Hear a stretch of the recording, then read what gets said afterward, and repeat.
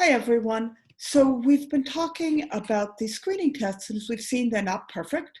There are false positives a lot of false positives, where people who are healthy get the scary, you need follow-up testing letters. There are false negatives, where cases of cancer get missed. So the question becomes, how much should we do them? Who should get tested?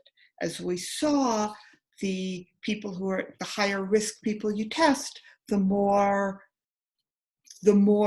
reliable, the higher the positive predictive power is, but that means you're going to be missing some low risk people. So there's this question, who should we test?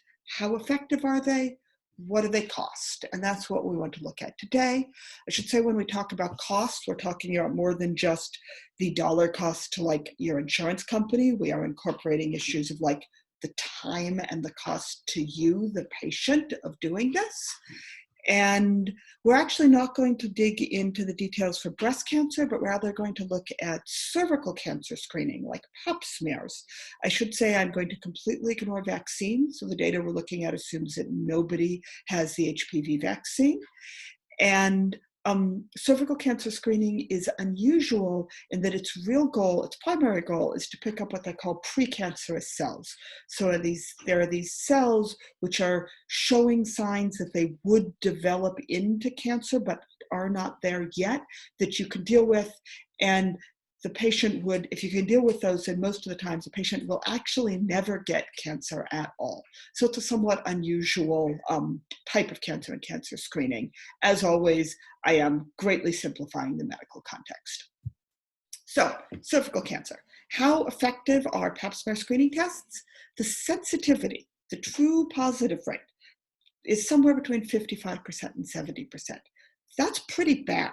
That means somewhere between like 30 and 45% of women who have precancerous cells will get it missed when they go, and they will get an all clear on their pap smear. The specificity, the true negative rate, somewhere probably between 75% and 95%. That means that between 5 and 25% of healthy women who get pap smears will get that scary phone call from their doctor's office encouraging them to come in for follow-up testing. And I should say, a number of my friends have had this happen. It's common. And at some point, well, you guys hopefully all have the vaccine, so these will go down for your generation. These are pretty low numbers. They're a lot lower than for mammograms. There's lots of false positives that get referred for follow-up testing are healthy, lots of false negatives that are missing precancerous cells. This sort of cancer is usually, or precancer is usually fairly slow to grow and develop. So the hope is that if they miss it one time, maybe they'll catch it the next time with the next routine test and it still won't be a problem. So we want to ask if they're worth it. So what questions? What do we mean by worth it? Do they save lives? If they do, how frequently should they do them? We certainly don't want to get pap smears every month. We should think about what the cost of these tests are in time and in resources. And that raises another question, which is, aside from the life savings, I mean, treating cancer is expensive, right? So if we ignore the savings in lives, we could ask the very simple question, if somewhat heartless seeming, do they save money? I mean, you're preventing cases of cancer, so maybe they're a money-saving idea. Those are important questions to ask. I'd like you to think about them a little and think about what you would like to know and what reactions you have to these questions. I don't think you're going to be able to answer them yet. Record any thoughts that you have on our forum.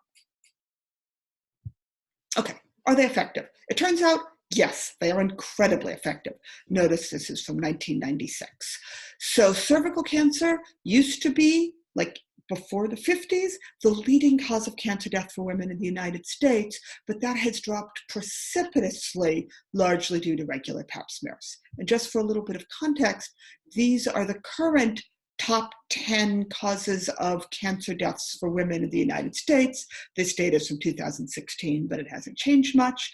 Lung cancer, breast cancer, colorectal cancer, falling down through liver cancer, brain cancer. Cervical cancer is nowhere on this list. So pap smears are incredibly effective. Another way to look at this is to say, if we didn't have the screening, or the vaccine. And I should say this data is from 1990, but it's probably roughly true now. Without any sort of screening, 250 women out of 10,000 would get invasive cervical cancer. That's to the point where you need some pretty intensive treatments for it and things. And almost half of them, or 118 women out of 10,000, would die from cervical cancer. That's 1.2% of all women, or well over 7 women out of your graduating class at Wellesley. And the median age of death is something of around 50. So this is not a disease of old age. This is more, maybe 55, more a disease of young adult to middle age. So they're very effective. So here's some data on how effective they are. So this table, it tells you how many fewer cases of invasive cervical cancer you would see compared to no screening, how many fewer deaths you would see as compared to no screening, and at the bottom, what is the average increase in life expectancy for all women. So if you screen women every 4 years, instead of never screening at all, you're going to see 207 fewer cases of invasive cancer and about 104 fewer deaths. You'll see a total of about 43 cases. This is all per 10,000 women. You'll see a total of about 43 cases and just under 14 deaths. That sounds great. Another way to describe that would be screening every 4 years instead of not screening at all would increase the average woman's life expectancy by just under 94 days, or about 3 months. That's a funny number because for most women never would have gotten cervical cancer. So for most women, this 4-year screening is actually useless. It doesn't change your life expectancy at all. But for the few women who would have gotten cervical cancer without the screening and are not getting it because of the screening, for these women, these 104 women out of 10,000 whose life is saved, they have a huge increase in life expectancy. So this 94-day average increase is a mix of a whole lot of zeros and a few really large numbers. So that's how much screening every 4 years instead of not screening at all is going to help. If we step up to screening every 3 years, then again, compared to no screening, we're going to prevent 210 cases of invasive cancer out of 10,000 women, and we're going to prevent 105 deaths. There'll only be 12.8 deaths instead of the 118. Similarly, here's the data for if we stepped up to screening women every year. So clearly, Pap smears are a big win. The next question is, how frequently should we do them? Again, this table is simplifying a lot of the issues or questions of when you start and how long you keep doing it. But just looking at this data, should we screen women every 4 years, every 3 years, every year? What do you think? Look at the table and give me your thoughts on the form. Now, this is not a question that has one right answer.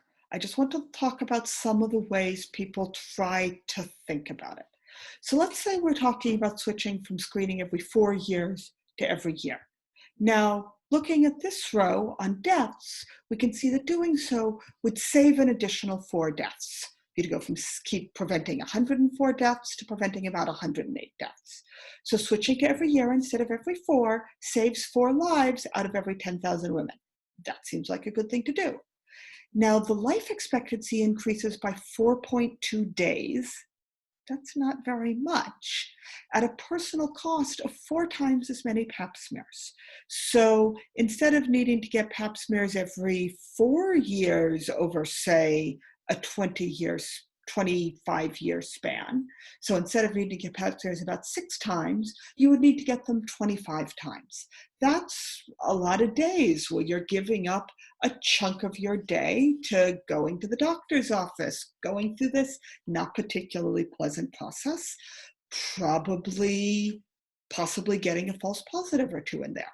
So why is that life expectancy increase so small, and is it worth it? Should we switch from this every 4 year to every year? I don't expect you to have an easy answer. Give me your thoughts on the form. So this is a hard question. Again, there is not a simple answer. When people try to look at this, they try to quantify the costs because that's one way of measuring the impact. This is based on one article that was trying to do this from 2008. I just wanted you to see it because it's looking, these are their guess at the cost, the basic guess cost, and this is a minimum to maximum range. So I'm not saying it costs exactly $25 for everybody. So they say the screening test costs about $25 just for the office visit, plus the cost of the test. There's actually two different kinds of tests that they do these days. I don't want to get into details. Notice they also include a $24 cost for the patient time and transport. That's a cost for you to take the time off work, go to the doctor, get yourself to the doctor, all of that. So that's one way to measure those costs. And remember, it's not just the cost of doing the pap smears, because there's a lot of false positives. The prevalence of cervical cancer is low. Somewhere around 50 in 10,000 women, looking at women in their 20s and 30s, have these dangerous precancerous cells, assuming they weren't vaccinated for HPV. That's a pretty low number. It's a lot lower than the rate was for women getting, no, sorry, it's a little bit lower than the rate was for women getting mammograms. That was about 80 in 10,000 or 800 in 100,000. So given that, and given how honestly bad this test is, you should realize that we're going to have a whole lot of false positives compared to the number of true positives and compared to the number of lives saved. So all of those false positives are women who not only had to go get the pap smear, but they're going to need follow-up testing. So think about it. Will there be additional costs that these women will incur? Will they get any benefit? Think about this briefly and answer on the form. The whole point is that those false positives, they're going to need this follow-up testing. They're going to go through the stress of that positive result, but there's no benefit to them because they were false positives, because they were actually healthy. So what is the cost of follow-up testing? For the various sorts of follow-ups, and again, I'm simplifying a whole lot in here, they estimate the office visit is more expensive. These are two different types of follow-up testing that they do. Notice that those are, they're not incredibly expensive, but it's going to cost a fair amount of money. There's going to be the patient time and transportation. Notice that this number is twice as large as it was before, which goes to the fact that you're going to need to spend more time. There are more time-consuming visits. Maybe you will need two of them. So those women who need follow-up testing are going to incur a lot of costs, a lot of stress, a lot more time at the end, and almost all of these women will end up getting an all clear at the end. Yes, we are going to catch and save some lives, but most of the women who need this testing were false positives. And the more frequently you test, the more false positives there will be compared to the true positives, and your rate of false positives is going to go up a lot more. You test 4 times as frequently, you're going to get almost 4 times as many false positives and only a few more true positives. So this all adds up to a difficult decision to make about how frequently women ought to be tested. We should put this in the context of the cost of treating those cases of cancer that we actually do find. Because remember, if we test more frequently, we will catch more cases of precancerous cells that won't develop into invasive cancer. We will, in addition, prevent some more deaths. So we should look at those costs as well if we are talking about cost and not just life saved, and somehow put those in context. I'm not going to go into how you would combine all of these numbers. Just know that there are people out there that do that. So here are the costs of treating the precancerous cells if you find them. The office visit, notice that's a larger number still. It is a more time-consuming and difficult thing. And the costs for the procedures and the follow-up testing. And here are the costs of treating cancer. If you get it, those are much larger numbers. Cancer treatment is expensive. So you want to put all of these in context when trying to think about how frequent women ought to be tested. And so one thing to say is, well, do they save money? I mean, the cost of pap smears were a lot less expensive than those costs of treating cancer. And unfortunately, and again, I'm not going to show you how you do these calculations, they don't save money. The cost to treat the healthy people, and even more, the cost to follow up on all of those false positives, all those follow-up tests for people who are actually healthy, who get no benefit from them, the cost of testing and treating the false positives turn out to be a lot, unfortunately, larger than the cost savings from not needing to treat the resulting cases of cancer. So remember, we prevented 200 or more cases of cancer. That's a bunch of women that didn't need to get that expensive cancer treatment.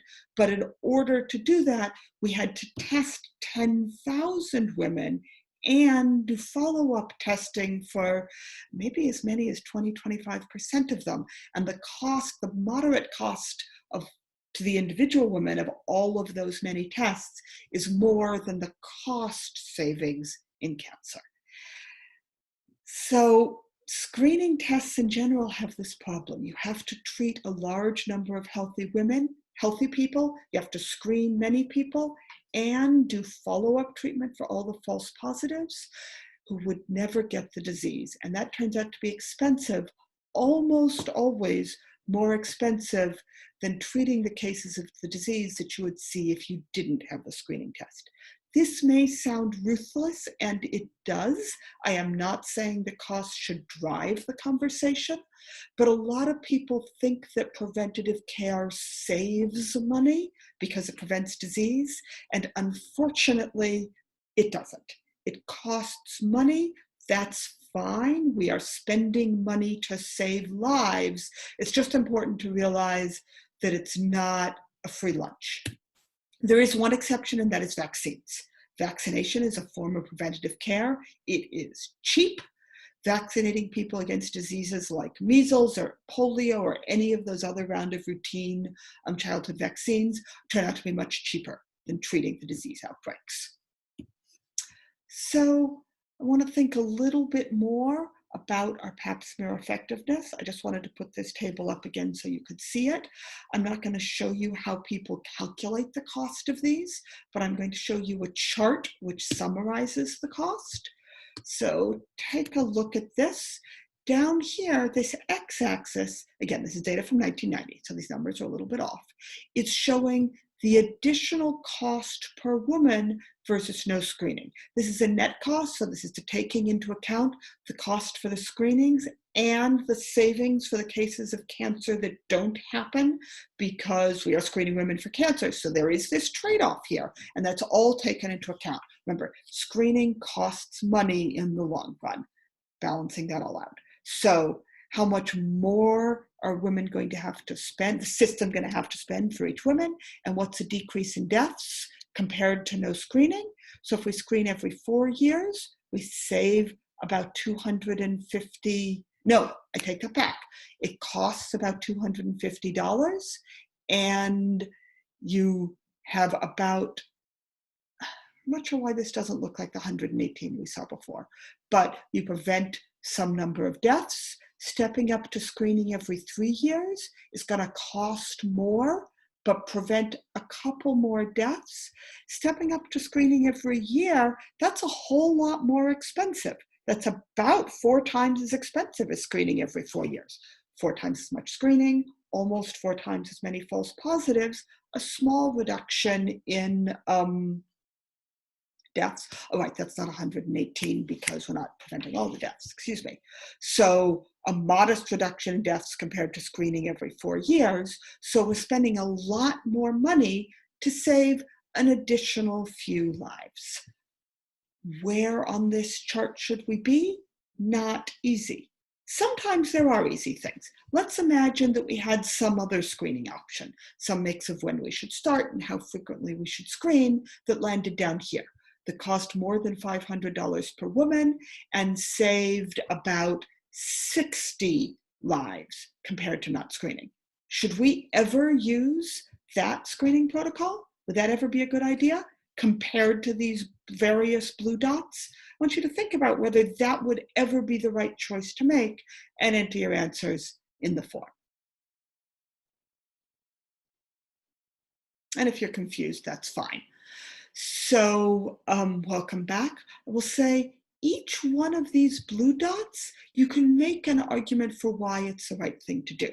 As you move out this line, you're spending more money, but you're saving more lives. But this red dot right here, there's no good reason to do this. This is more expensive than some of our other screens and saves fewer lives. So it's more expensive for less benefit.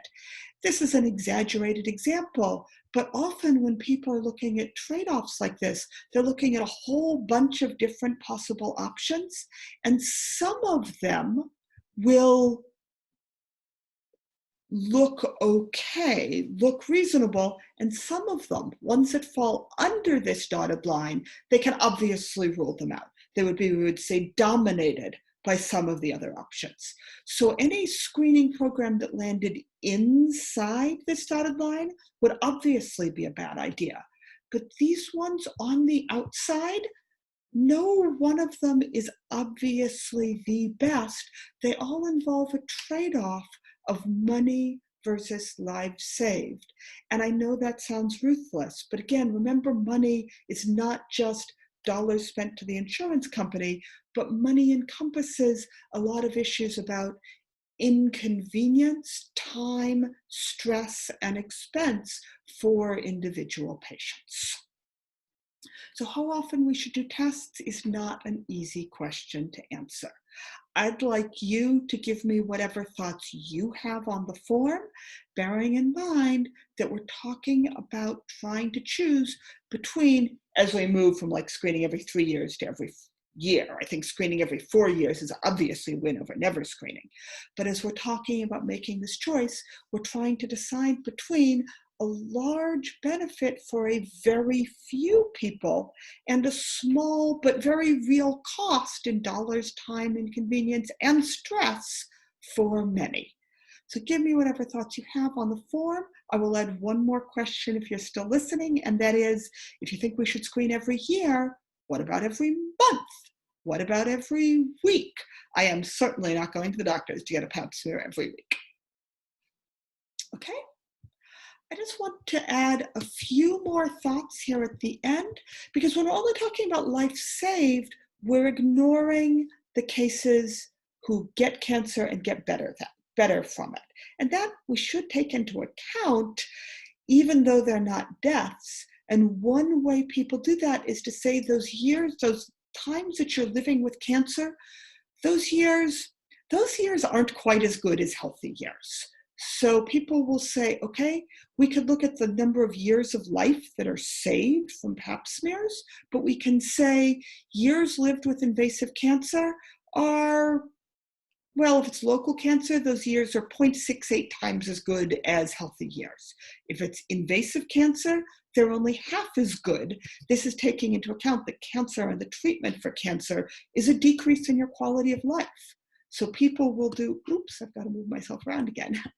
People will do complicated calculations that look not just at the number of people who die, or even the number of years of life saved, but the number of quality adjusted life years that we save. How many years of life where preventing a case of cancer, even for somebody who would end up surviving that cancer, means making that year of life better. That year of life would be half as good if you had cancer during it and were going through cancer treatment as if it wasn't. Again, this is a very, very complicated issue that I just wanted to introduce briefly at the end. What you have here are some tables from a very, very complicated article that was looking at how frequently women ought to be screened. Notice we're talking about every 5 years versus every 3 years, every 2 years, every year. Also looking at what age they should start screening, 25, 21, or 18. And some other issues that I am not getting into because there's multiple types of screening. They're looking at the total cost of this sort of screening. Notice that screening every year is a lot more expensive than screening every 5 years. The number of days gained by switching from one row to the next, switching from no screening to screening every 5 years, according to this study, gains people about 17 years of life. Then screening, and different screening is adding an additional few days. These aren't actually days, these are quality days. So a day with cancer would only count as half a day here. And then over here, we're looking at the additional cost from one row to the next for each year of life gained. So notice that down here at the bottom, we're talking about spending an extra $3 million for each year of life gained. So some people will look at tables like this and try to decide how much are we willing to spend for an additional year of life. This is obviously a very difficult thing to do. A lot of times the consensus has come down to somewhere between $30,000 and $100,000 per year of life saved. I don't want to say what any one right or wrong answer ought to be. I just wanted to show you some of the sorts of things that people are looking at. Okay, that is the end of this unit. There will be some, as you know, there are some homework and readings, and I'll talk to you in class.